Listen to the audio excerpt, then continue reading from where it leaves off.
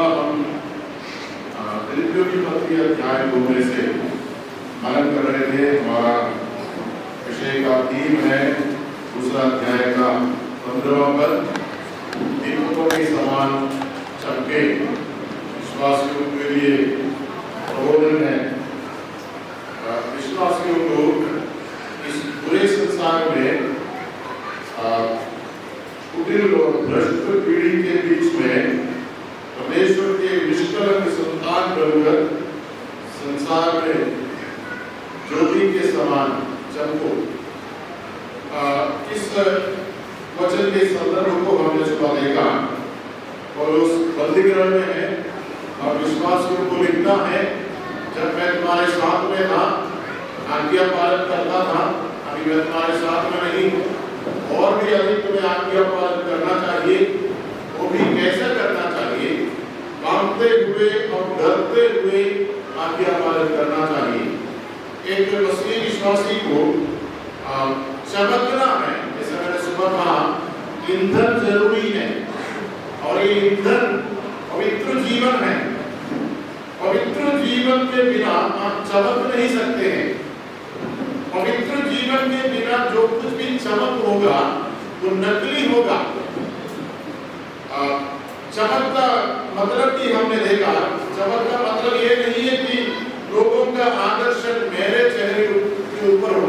चमकने का मतलब ये है मेरे द्वारा बाकी लोगों को किसी न किसी रूप में फायदा मिले, विशेषकर आत्मिक फायदा मिले।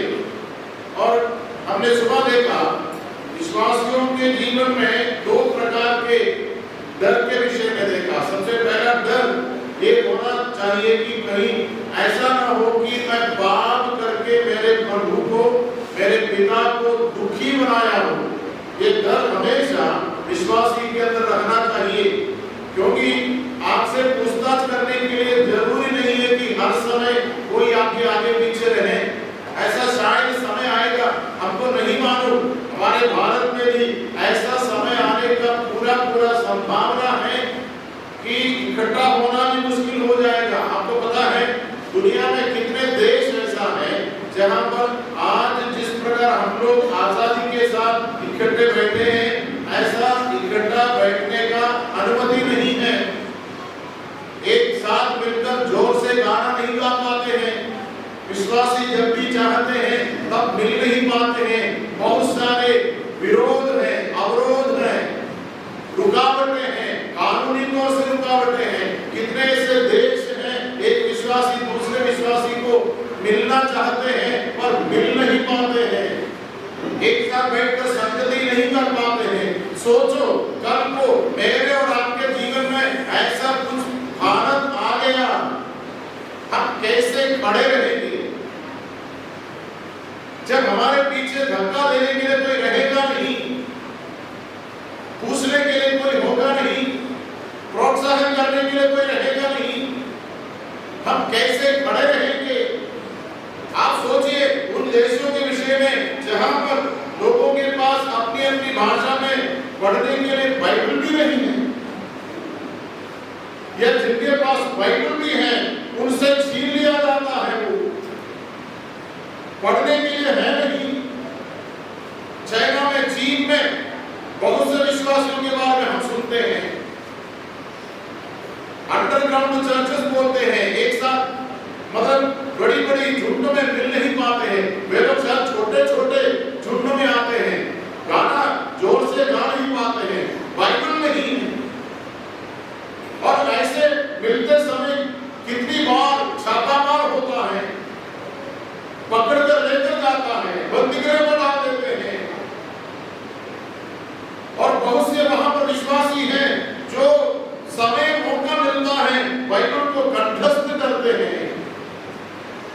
वो ये सोचते हैं कल को बाइबल हमारे हाथों से छीन लिया जाएगा, हम जो कंठस्थ किया हुआ वचन काम आएगा।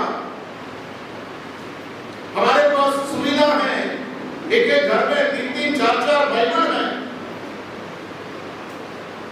और कितना दुर्भाग्य होगा ऐसे एक विश्वासी का जो रविवार को बाइबल लेता है, फिर अगली बार बाइबल तब छुएगा जब अगला रविवार आएगा। बाइबल से संपर्क नहीं है, बाइबल हमको प्यारा नहीं लगता है। 119 भजन संहिता में भजन संहिता लिखने वाला कहता है, तेरा वचन मेरे मुंह में मधुर छट्टों से भी बढ़कर मीठा है। हमको कब लगा ऐसा बाइबल मीठा है? हम तो औपचारिकता पूरा करने के लिए पढ़ते हैं, बाइबल क्लास में जाते भी हैं, तो भी एक औपचारिकता जैसा है। मेरे भाई और बहन, आपसे एक व्यक्तिगत सवाल मैं पूछता हूँ, मुझे उत्तर नहीं देना, उनको उत्तर देना। आपको कब लगा बाइबल मीठा है? मधुर छत्तों से भी बढ़कर मीठा है। 119 भजन संहिता पढ़ोगे, वहां लिखा है, हजारों सोने और चांदी के सिक्कों से मेरे लिए बाइबल प्यारा है, बहुमूल्य है, कीमती है। परमेश्वर के वचन हमें पाप से दूर रखता है। किसी एक लोग के सेवक ने कहा, उल्टा भी सही है, पाप हमको परमेश्वर के वचन से दूर रखता है। याद रखना, मेरा डर ये होना चाहिए कहीं ऐसा ना हो कि मेरे प्रभु के विरुद्ध में पाप किया हो। पाप जब शब्द सुनते हैं, हमको हमेशा ऐसा लगता है झूठ बोलना, गाली बकना, चोरी करना, उसको सिन ऑफ कमीशन बोलते हैं। मतलब जो नहीं करना चाहिए वो करना। पर पाप में दूसरा हिस्सा भी है, उसको सिन ऑफ कमीशन बोलते हैं। मतलब जो करना चाहिए वो नहीं करना, जो नहीं करना चाहिए वो करना, वो पाप है। उसी प्रकार पाप है जो करना चाहिए वो नहीं करना, और जो करना चाहिए वो नहीं करना बहुत बार हमारे लिए पाप नहीं है।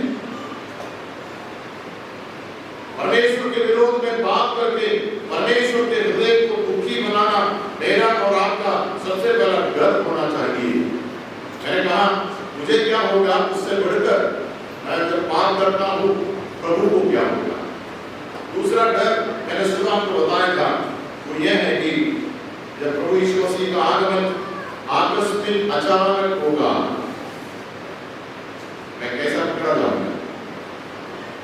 लगेगा या ऐसा होगा जब मैं बाइबल पढ़ रहा होगा या मैं घुटने में बैठा होगा, उसी समय प्रभु आएगा। ये डर होना चाहिए। एक और डर मेरे मन में आया, तो ये डर मेरा ये होना चाहिए। एक हमारे कुछ हिंदी गीत के किताब में एक ऐसा हिंदी गीत है जिसका बोल इस प्रकार है, क्या मैं खाली हाथ से जाऊं अपने प्यारे यीशु पास। हम लोग आम लोग उसको गाना गाते नहीं है, लेकिन आत्मिक गीत वाले भी आपके पास है, जीएस से निकलना, उस आत्मिक गीत वाला में ये गीत है, क्या मैं खाली हाथ से जाऊं अपने प्यारे यीशु पास।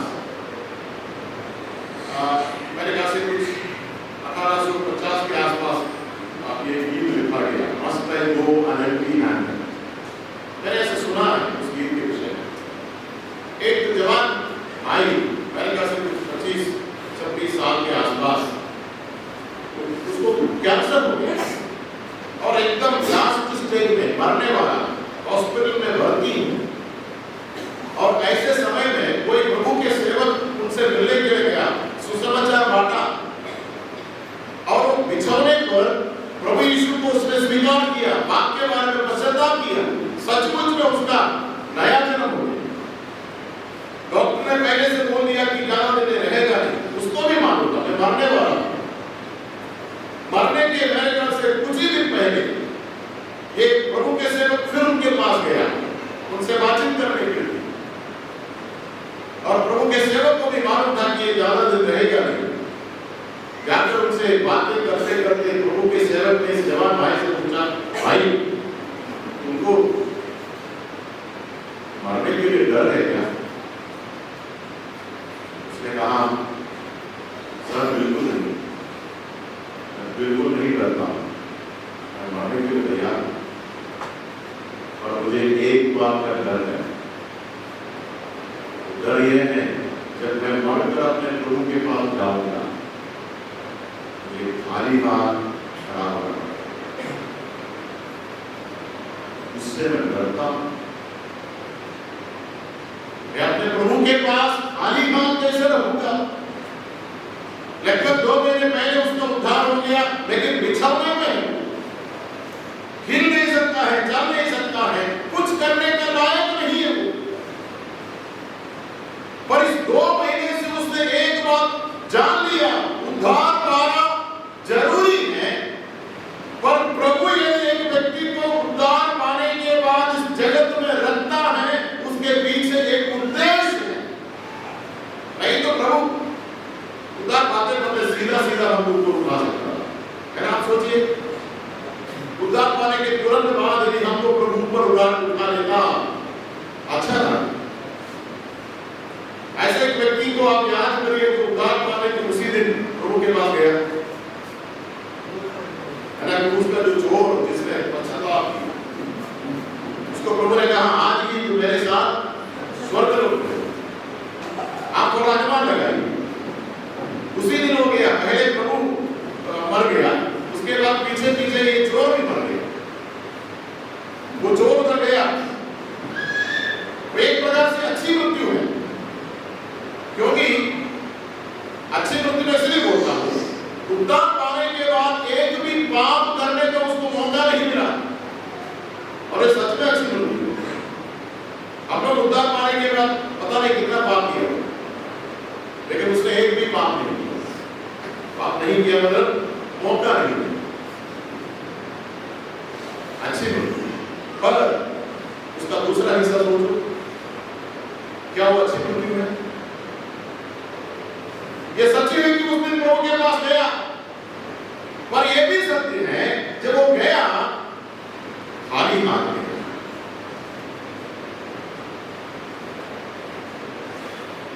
कुछ लेकर नहीं गया। अच्छा, वो खाली हाथ गया, उसके लिए एक बिल्कुल सही कारण है, क्योंकि उसको मौका नहीं मिला, कुछ करने का मौका नहीं मिला। मैं आपसे पूछता हूं, उद्धार पाने के बाद कितना साल हो गया? 5 साल, 10 साल? क्या कमाया? क्या लेकर जाओगे?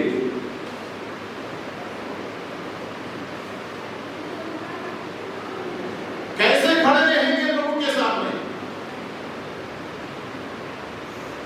वहां जाकर अफसोस करने से फायदा नहीं, क्योंकि दोबारा मौका यहां पर भी नहीं मिलेगा, वहां पर भी नहीं मिलेगा। बहुत से काम जो यहां हम कर सकते हैं, वहां जाकर कर नहीं पाएगा।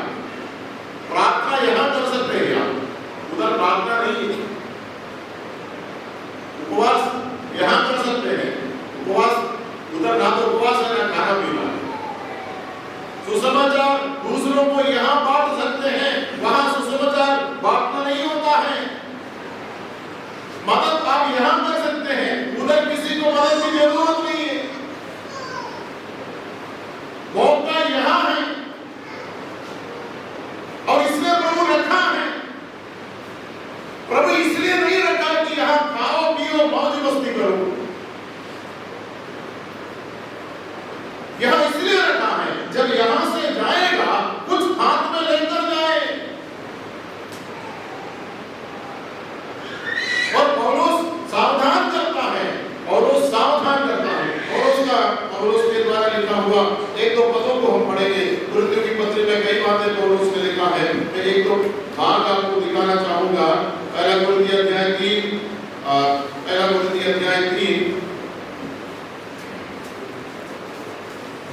उसका 14-15 पदों को देखिए। उसको अध्याय 14-15 पदों को, यदि किसी मनुष्य का निर्मित कार्य जो उसने किया है स्थिर रहेगा तो उसे प्रतिफल मिलेगा। यदि किसी व्यक्ति का कार्य जल जाएगा तो वो हानि उठाएगा, परंतु वो स्वयं बच जाएगा। फिर भी मानो आग से जलते जलते। क्या बोल रहा है पौलुस? पौलुस ये बोलता है कुछ लोग जाएंगे वहां, लेकिन खाली जाए। अच्छा, एक बार खाली हाथ गया, कितने साल के लिए? हमेशा के लिए, क्योंकि आपने कुछ किया नहीं। मौका प्रभु ने दिया पर कुछ किया नहीं, प्रतिफल नहीं है। और 9 अध्याय में जब आप आओगे, 9 अध्याय में पौलुस अपनी चिंता देखो, कैसा पौलुस अपनी चिंता प्रकट करता है। ये 9 अध्याय के आखिरी पदों में यदि आप पढ़ोगे तो मसीही दाऊद के विषय में बताना है, और फिर मसीही सेवकाई में जो प्रयत्न है, जो प्रतिफल है, इन सारे विषयों के संबंध में बताता है। उसका 24वां पद में पढ़ता हूँ, क्या तुम नहीं जानते कि दौड़ में दौड़ते तो सभी हैं, परंतु पुरस्कार केवल एक ही को मिलता है। तुम भी इस प्रकार दौड़ो कि जीत सको। जीत सको मतलब पुरस्कार मिलने लायक दौड़ो। पुरस्कार मिलने लायक मतलब वहां पहुंचना काफी नहीं है, पहुंचना जरूरी है, पर वहां पहुंचना काफी नहीं है। वहां पहुंचने के बाद तुम्हें कुछ प्रतिफल मिलना चाहिए। और खुद के बारे में कैसा डरता है, देखो पौलुस का डर देखो। 25 देखिए, खेल प्रतियोगिता में भाग लेने वाला प्रत्येक खिलाड़ी सभी प्रकार का संयम रखता है। वो तो नष्ट होने वाले मुकुट की प्राप्ति के लिए ये सब कुछ करता है, परंतु हम नष्ट ना होने वाले मुकुट के लिए करते हैं। इसलिए मैं लक्ष्यहीन सा नहीं दौड़ता, ना मैं वायु मुक्केबाजी करता हूँ, परंतु मैं अपनी देह को यंत्रण देकर वश में रखता हूँ। कहीं ऐसा ना हो कि मैं औरों को प्रचार करके स्वयं अयोग्य ठहरूं। डर है प्रेम पौलुस का, क्या डर है? पौलुस एक बार बताता है,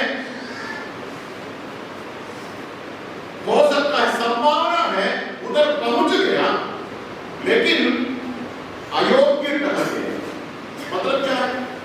उधर पहुंच गया लेकिन अयोग्य ठहर गया, पुरस्कार के लायक डिस्क्वालिफाइड हो गया, कुछ नहीं मिलेगा। कुछ समय के ओलंपिक्स वगैरह जो पौलुस को मालूम है क्या होता है, कैसा होता है। पौलुस कहता है कि उस समय जो फर्स्ट में आता है उनको मुकुट मिलता है। लिखा है कि मुरझाने वाले मुकुट होता है, ऐसा बोला जाता है। तो जो जैतून का वृक्ष है, जैतून का वृक्ष के पत्तों से मुकुट बनाया जाता है, और ओलंपिक्स में जीतने वाले को पुरस्कार देता है, मेडल देता है इस मुकुट के रूप में, पत्ते का मुकुट। आपको पता है पत्ते का मुकुट कितना समय के लिए है?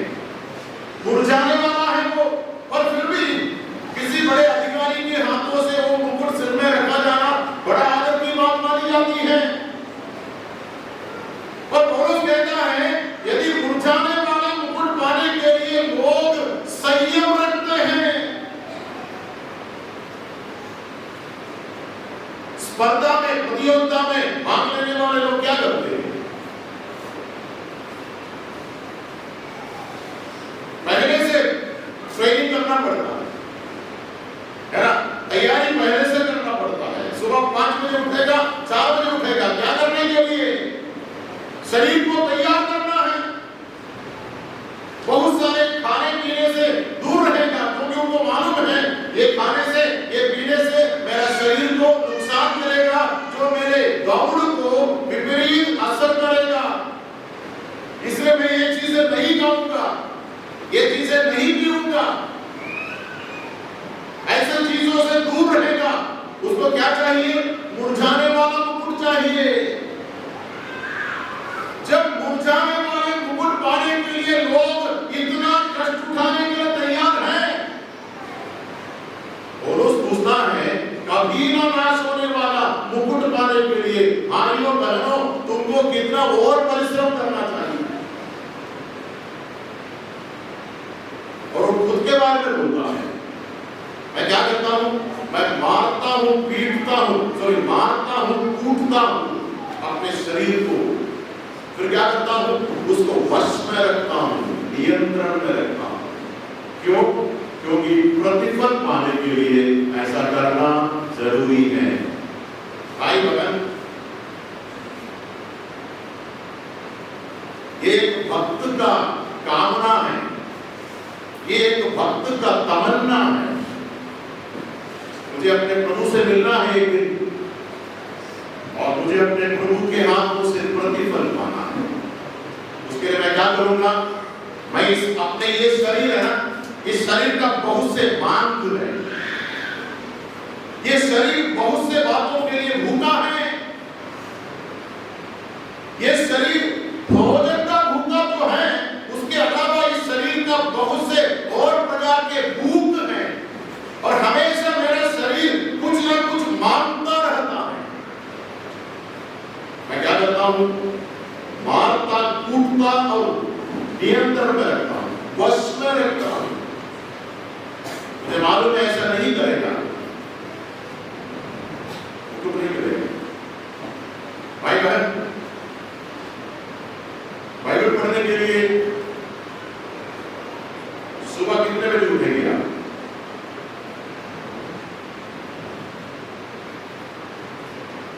कितनी रात तक, कितनी देर तक बाइबल पढ़कर बैठेंगे आप? कभी ऐसा होता है क्या? एक बहन कुछ साल पहले एक गवाही दिया, मुझे आज भी याद है। बहन बोलती है कि सुबह सुबह उठने के बाद सीधा सीधा रसोई घर में जाना पड़ता है। पति काम के लिए जाता है, फिर से बच्चे स्कूल में जाता है, जाने से पहले सारी तैयारियां करना है, नाश्ता देना है और टिफिन भेजना है। उसके बाद ये पति बच्चे जाने के बाद फिर घर के अंदर और भी काम, साफ सफाई है, कपड़ा धोना है, माँ बाप का सेवा करना। तब तक दोपहर का समय हो जाता है, खाना का प्रबंध करना है। फिर शाम तक बच्चे वापस आते हैं, फिर उनके पीछे लगे रहना। फिर शाम को पति आता, उससे पहले खाना तैयार करना, और तब तक थक जाना। फिर बाइबल को पढ़े। एक दिन बहन बहुत निराश होकर प्रभु के सामने रोई, प्रभु जी मैं अपने जीवन से बहुत निराश हूं, मैं संतुष्ट नहीं हूं, जैसा जीना चाहिए वैसे मैं जी नहीं रही। आपके साथ मेरा कोई घनिष्ठ रिश्ता नहीं है, मैं थोड़ा आपके साथ बैठना चाहती हूँ। और उस बहन ने प्रार्थना किया, प्रभु जी कल से लेकर सुबह 3 बजे को उठना चाहती हूँ, सुबह 3 बजे 1 घंटा में आपके साथ बैठना चाहती हूँ। और बहन बोलती है कि जिस दिन प्रार्थना करके सोने के लिए गई, दूसरा दिन सुबह 3 बजे उठी हूँ, 3 से 4 बजे बाइबल पढ़ने के लिए प्रभु के साथ अकेले में बैठकर प्रार्थना करने के लिए समय लगाती हूँ। कहाँ है कष्ट उठाने का वो हिस्सा है? प्रयत्न करो, हमने पढ़ा कि उद्धार का काम पूरा करो। उद्धार मुफ्त में मिला, कुछ नहीं किया, प्रभु दान है। हम रोमी 6:23 में पढ़ते हैं कि पाप की मजदूरी मृत्यु है, परंतु परमेश्वर का वरदान प्रभु यीशु मसीह में अनंत जीवन है। वरदान गिफ्ट है, गिफ्ट दान के रूप में मिला। हमने कुछ मेहनत नहीं किया, हमने कुछ खर्चा नहीं किया। और उद्धार पाने के बाद आपको खर्चा करना पड़ेगा, आपको मेहनत करना पड़ेगा, सुबह उठना पड़ेगा, थोड़ा सा नींद को दूर रखना पड़ेगा। सुबह प्रभु के सेवक मोबाइल के इस्तेमाल के विषय में हमको सुना रहे थे। थोड़ा सा मोबाइल का इस्तेमाल को कम करना पड़ेगा। एक सवाल हमारे सामने आया था, मोबाइल के साथ ज्यादा समय बिताते हैं या बाइबल के साथ ज्यादा समय बिताते हैं?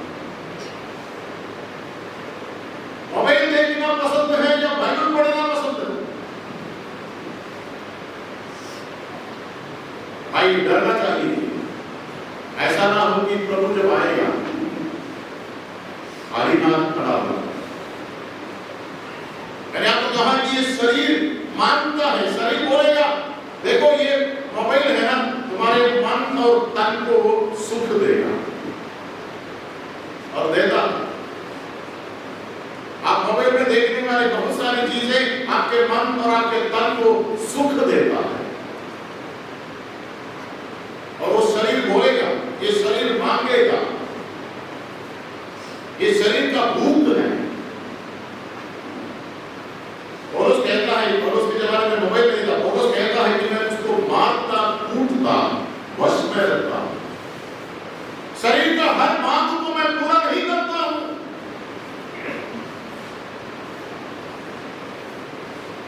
उपवास के विषय में हम बाइबल के अंदर पुराने नियम में भी नए नियम में भी कई रेफरेंसेस हैं, लेकिन यीशु मसीह के उपवास के विषय में देखो। हमने सुबह भी देखा 40 दिन उपवास करने के लिए शैतान ने उसको मरुभूमि में रख दिया। और आज मसीही लोगों में से बहुत से ऐसे लोग हैं जो 40 दिन उपवास रखते हैं। उनका कहना है कि यीशु मसीह ने 40 दिन उपवास किया, पर हमको वहां से वो नहीं सीखना है। 40 दिन उपवास करने के लिए प्रभु ने नहीं बोला और वहां से हमको सीखना वो नहीं है, हमको सीखना यह है प्रभु यीशु मसीह मुझे और आपको सिखा रहा था, अपने भूख को वश में रखना सीखो, अपने भूख को वश में रखना सीखो। भूख का गुलाम नहीं बनना। भूख तुमको नियंत्रण ना करे, तुम भूख को नियंत्रण करे। शरीर का मांग तुमको नियंत्रण ना करे, तुम शरीर के मांगों को नियंत्रण में रखे। उद्धार पाया, कभी कभी ऐसा लगता है कि उद्धार पाया ठीक है, कुछ लोगों को लगता है अभी मैं क्या चिंता करूं, उद्धार तो हो गया, मेरा नाम रजिस्ट्रेशन हो गया स्वर्ग में, टिकट मुझे मिल गया स्वर्ग जाने के लिए, अभी क्या फर्क पड़ता है मैं पढ़े या ना पढ़े, बात करे ना करे क्या फर्क पड़ता है, वैसे भी मैं स्वर्ग जाने वाला हूं, क्यों चिंता करें। ये सोच शैतानी है। ये सोच सचमुच में उद्धार पाने वाले एक व्यक्ति का सोच नहीं है। सचमुच में उद्धार पाने वाला एक व्यक्ति ऐसा सोच नहीं सकता है। उल्टा ये सोचेगा जिस प्रभु ने मुझे उद्धार दान के रूप में दिया, मुझे मरने से पहले उस प्रभु के लिए कुछ करना है।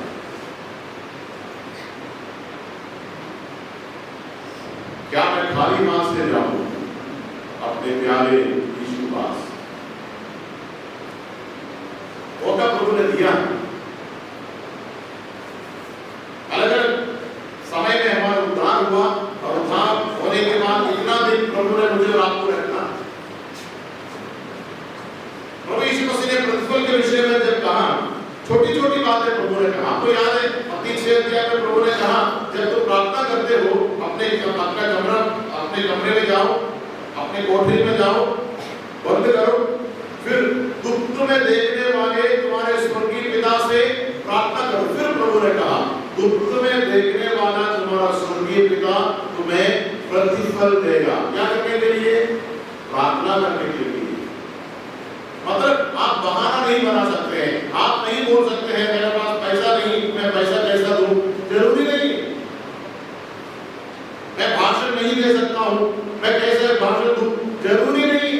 अरे तुम तो प्रार्थना कब से कम कर सकते हैं ना।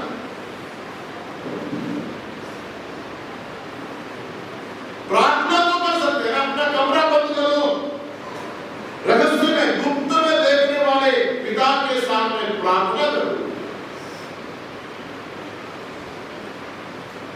दान के रूप में उपवास के बारे में सब प्रभु ने कहा। प्रभु ने भी कहा कि उपवास जब करते हैं ना, किसी को दिखाने के लिए मत करो। गुप्त में देखने वाला तुम्हारा पिता तुम्हें पुरस्कार देगा, तुम्हें प्रतिफल देगा।